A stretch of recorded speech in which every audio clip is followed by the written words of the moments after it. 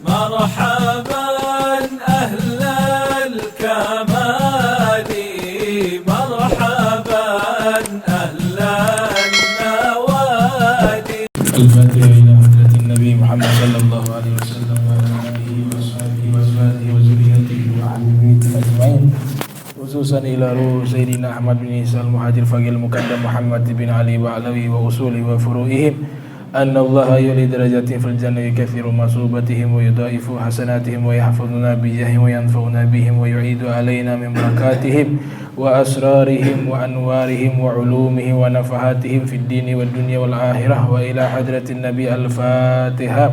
بسم الله الرحمن الرحيم. الحمد لله رب العالمين الرحمن الرحيم مالك يوم الدين، إياك نعبد وإياك نستعين، اهدنا الصراط المستقيم صراط الذين أنعمت عليهم غير المغضوب عليهم ولا الضالين آمين. بسم الله الرحمن الرحيم. السلام عليكم ورحمة الله وبركاته.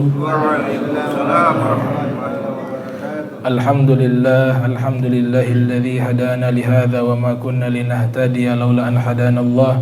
Thumma salatu wassalamu ala Rasulillah Sayyidina Muhammad ibn Abdillah wa ala alihi wa sahbihi wa man walah, amma ba'du. Subhanaka la ilma lana illa ma 'allamtana innaka antal alimul hakim. Rabbi israh li sadri wa yassir li amrin wahlul 'uqdatan min lisani yafqahu qawli wasadd lisani wahdi qalbi bihaqqi sayidina Muhammadin sallallahu alaihi wa alihi wa barak wasallam. Ya man huwa fi 'uluwihi kain, ya man huwa fi fi'li hamid, ya man huwa fi majdihi matid. Allahumma akrimna bi nuril fahmi wa akhrijna min zulumatil wahmi warzuqna fahman nabiyyin wa hifdal mursalin wa ilham الملائكة المقربين. ربنا زدنا علما وفهما وعقلا يا أكرم الأكرمين بحق سيدنا محمد خاتم الأنبياء والمرسلين يا رحمن يا رحيم. وصلى الله على سيدنا محمد وعلى آله وصحبه وبارك وسلم والحمد لله رب العالمين. Alhamdulillah, puji syukur kehadirat Allah subhanahu wa ta'ala. Dan tak lupa salawat dan salam senantiasa tercurahkan kepada junjungan mulia Nabi kita tercinta Nabi Muhammad sallallahu alaihi wasallam beserta segenap keluarga beliau, sahabatnya dan umatnya yang senantiasa menjalankan ajaran beliau hingga akhir masa nanti. Ma'asyiral muslimin rahimakumullah. Sebelum kita melanjutkan bacaan kitab Fiqih Taqriratus Sadidah dan juga kitab Hikmatut Tasrih wa Falsafah, nah, kita akan sedikit bahas tentang sejarah daripada kunut nazilah ya. Al-kunut nazilah pakai qaf, nun, waw, ta, kemudian nun panjang dari kata turun. Nazala yanzilu nuzulan, nazilah artinya bencana besar yang turun. Nah, kunut itu ada 3. Yang pertama kunut subuh. Kunut subuh ini 2 mazhab. 2 mazhab salat subuh pakai kunut. Yang pertama mazhabnya Imam Malik bin Anas, Malikiyah, itu sholat subuh pakai kunut.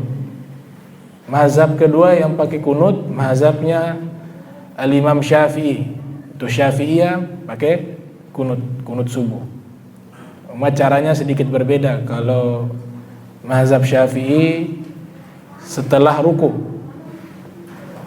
ya, setelah ruku baru kunut. Kalau mazhab Maliki sebelum ruku kunut untuk subuh.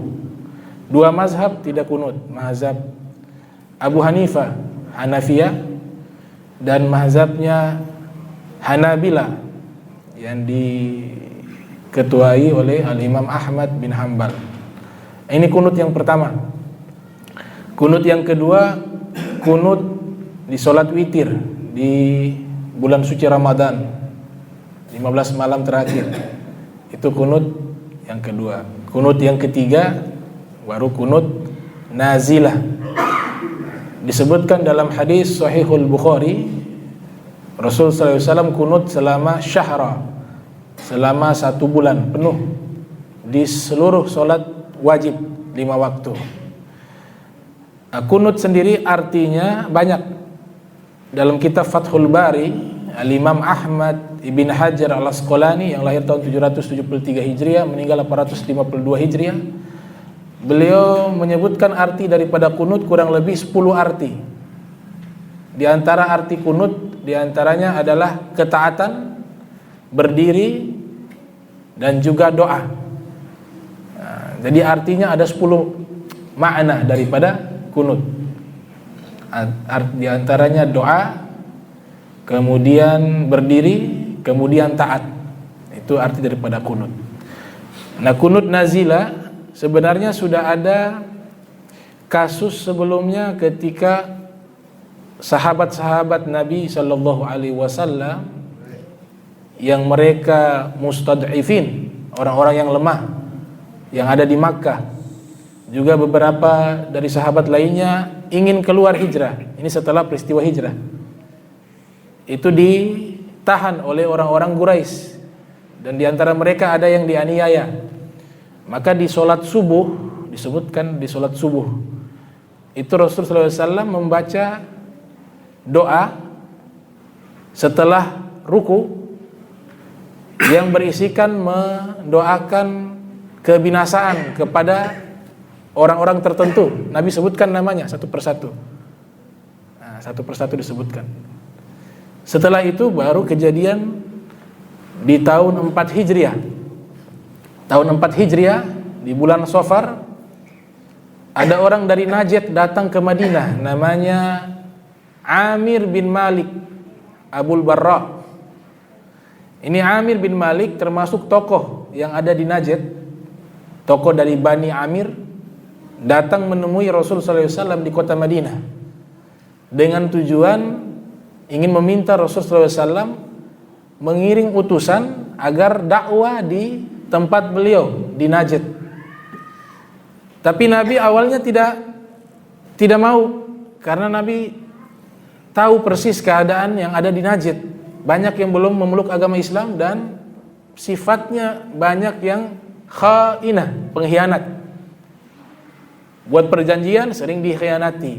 Tapi ini tokoh dari Najd tersebut bernama Amir bin Malik mengatakan, saya jamin atas keamanan sahabat-sahabat yang engkau utus ke tempat saya. Dia buat jaminan di hadapan Rasulullah SAW.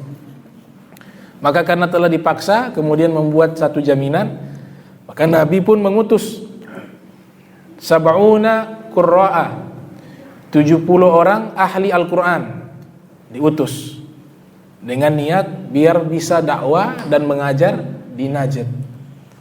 Maka berangkatlah 70 sahabat tersebut. Ini kejadian di tahun 4 Hijriah. Ternyata ketika sampai di wilayah tersebut, ada orang yang bawa surat. Di antaranya yang ikut serta namanya Hararah. Ini sahabat Rasulullah SAW.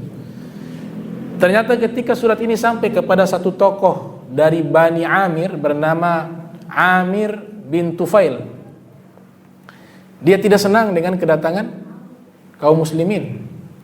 Maka yang ikut utusan membawa surat, Hararah, itu dibunuh. Di zaman tersebut kalau ada utusan yang membawa surat, kalau dibunuh itu pelanggaran HAM, hak asasi manusia yang sangat besar.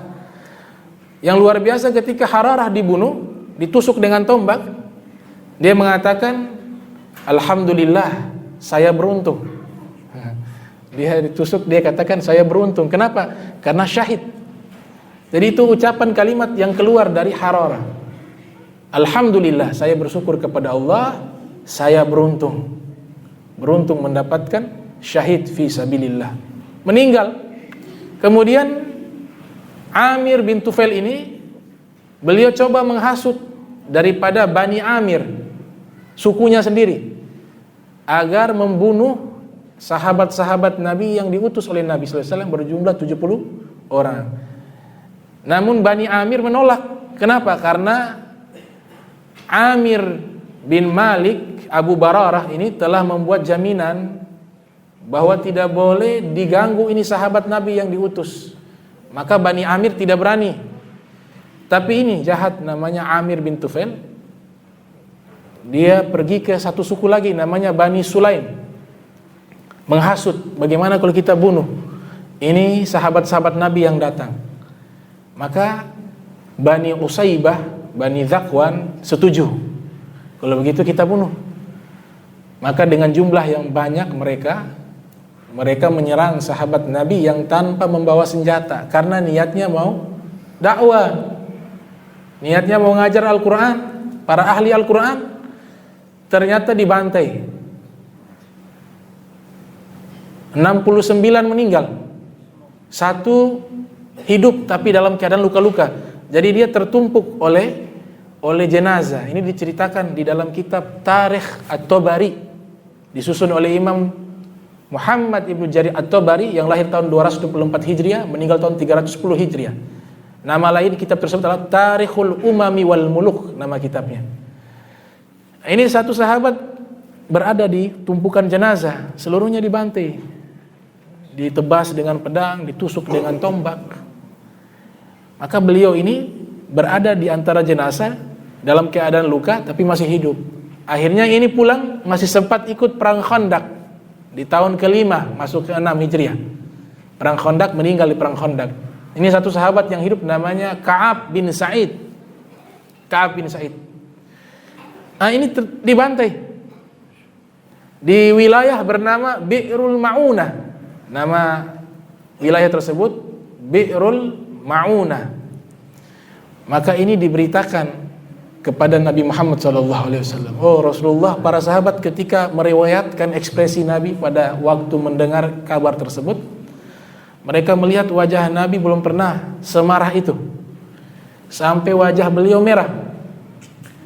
Dan beliau pada saat itulah mulai kunut nazilah selama 1 bulan, meminta agar diminasakan daripada, disebutkan nama suku-sukunya, Bani Usaibah, Bani Zakwan, dan termasuk orang-orang yang ikut terlibat seperti Amir bin Tufail. Nabi sebutkan di dalam doa, di dalam kunut nazilah. Nah, itu pertama kali kunut nazilah. Kemudian kunut nazilah Al-Imam An-Nawawi, Abu Zakaria Yahya bin Syarafuddin An-Nawawi yang lahir 631 Hijriah, meninggal 676 Hijriah, dalam kitabnya Al-Majmu' ala Syarhil Muhadzab, beliau mengatakan hukumnya sunnah hay'ah. Sunnah hay'ah. Kalau kunut subuh sunnah ab'ad, dia maksud bagian seperti rukun. Makanya ketika lupa kunut subuh disunnahkan sujud sahwi. Tapi kalau lupa kunut nazilah tidak dianjurkan sujud sahwi karena dia termasuk daripada sunnah hayat. Imam Nawawi mengatakan hukumnya sunnah di solat 5 waktu, di saat mulai ada bencana alam, walaupun tidak di tempat kita, di tempat lain terjadi pembantaian, terjadi bencana alam, terjadi penyakit, wabah penyakit, maka beliau katakan disunnahkan kunut nazilah di seluruh sholat 5 waktu. Adapun sholat Jumat terdapat khilafiyah, pendapat para ulama. Ya, mayoritas mengatakan kalau sholat Jumat tidak usah kunut nazilah. Kenapa? Karena khotib di akhir doa biasanya membaca doa tolak balak. Tapi sebagian lain mengatakan boleh-boleh saja. Terdapat khilafiyah di dalam sholat Jumat.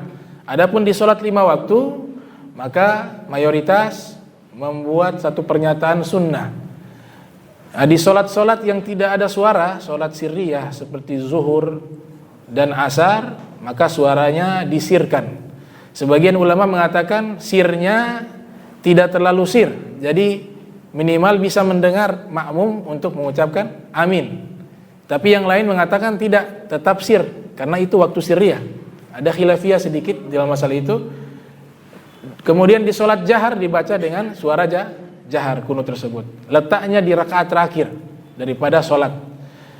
Kemudian doa Imam Nawawi Al-Bantini mengatakan dalam kitab Nihayatuz Zain, redaksi doa kunut nazilah itu beliau katakan tergantung dengan keadaan dan doanya dibebaskan. Misalnya keadaannya Nabi SAW pada waktu itu mendoakan kebinasaan karena memang dibantai oleh suku tersebut. Beliau katakan kalau saat ada wabah penyakit maka doanya disesuaikan dengan wabah penyakit. Itu pendapat Syekh Nawawi Al-Bantini. Maka redaksi doanya macam-macam. Doa daripada kunut nazilah.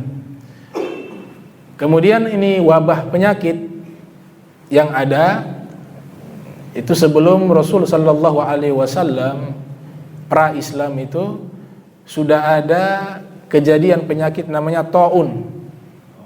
Penyakit taun ini semacam wabah, kalau menimpa langsung mati. Sekarang apa? Kolera? Bukan. Ya, sekarang corona sudah mirip-mirip begitu dah. Namanya taun. Makanya ada doa itu diajarkan oleh ulama.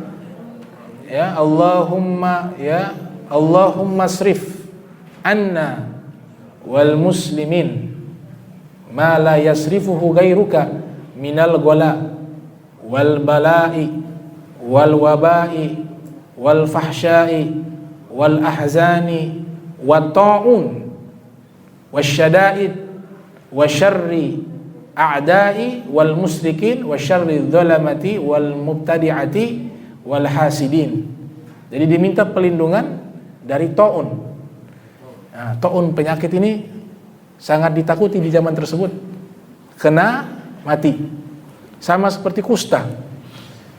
Kusta itu Nabi sallallahu alaihi wasallam katakan dalam hadis riwayat Bukhari, karena dia menular. Tafirru minal madzum, larilah dari penyakit kusta. Kama tafirru minal asad, sebagaimana engkau lari dari singa. Jadi bukan berarti ini takdirnya Allah. Kita disuruh hati-hati juga, tapi jangan terlalu takut berlebihan. Disuruh ikhtiar, tapi tidak perlu takut berlebihan. Misalnya sudah tahu di satu wilayah itu terkena wabah penyakit, di sini kan masih aman insyaallah, dijaga oleh Allah Ta'ala insyaallah. Misalnya di tempat terjadinya di situ, mau liburan ke situ, itu namanya bodoh. Sudah tahu di situ penyakit, datang ke situ. Ini kasus kejadian Sayyidina Umar bin Khattab waktu mau kunjungan kenegaraan ke Damaskus, berangkat dengan para sahabat. Ternyata di Damaskus pada waktu itu ada wabah taun. Sampai di tengah jalan ada yang kasih kabar kepada Sayyidina Umar, wahai Amirul Mukminin, ini di wilayah Damaskus yang hendak engkau kunjungi ada wabah penyakit taun. Apa kata Sayyidina Umar? Beliau kumpulkan para sahabat, bagaimana nih? Ini kunjungan tetap lanjut apa kita batalkan? Ada di antara dua firqah muncul, dan ini berkaitan dengan masalah takdir. Antu'mina billahi, antu'mina biqadrillah khairihi wa syarrihi minallahi subhanahu wa ta'ala. Percaya kepada takdir Allah baik ataupun buruk. Satu kelompok sahabat mengatakan sudah tetap lanjut. Kenapa harus takut? Kalau memang takdirnya kita meninggal di tempat itu, ya kita meninggal. Kalau takdirnya kita tidak mati, ya tidak akan kena penyakit. Ini pemahaman sebagian sahabat.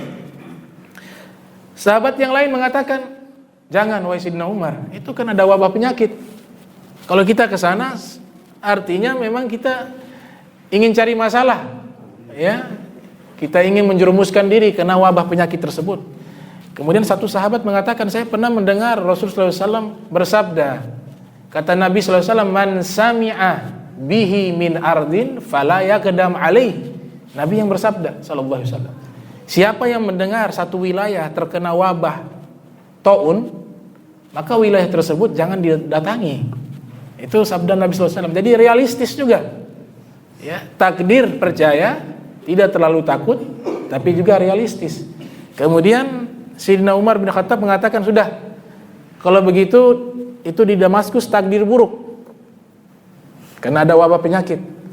Kalau di Madinah kita pulang takdir baik. Berarti sekarang kita pergi dari takdir buruk menuju kepada takdir baik. Jadi pulang ke Madinah, tidak lanjut ke Damaskus.